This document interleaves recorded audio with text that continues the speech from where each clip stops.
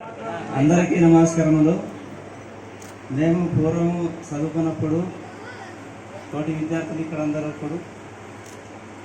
ప్రస్తుతానికి నేను దేశం 10 సంవత్సరాలు పోయిన సార్ పోయి ఇక్కడ వ్యవసాయం చేసుకుంటున్నాము.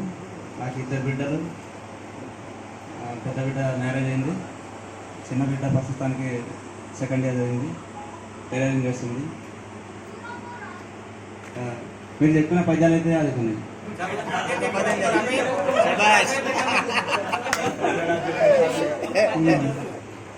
చేయి చేయి కలుపుదాం, సేవ చేయకదుదాం, ప్రజల కొరకు మనమంతా ప్రతి నిమిషం బ్రతుకుదాం.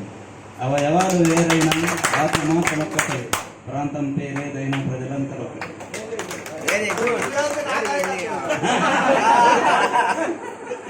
ఇంకోటి, एक कौवा प्यासा था, जग में थोड़ा पानी था, कौवा आया पत्थर, पानी आया ऊपर, कौवा पिया पानी, हो गई कहानी.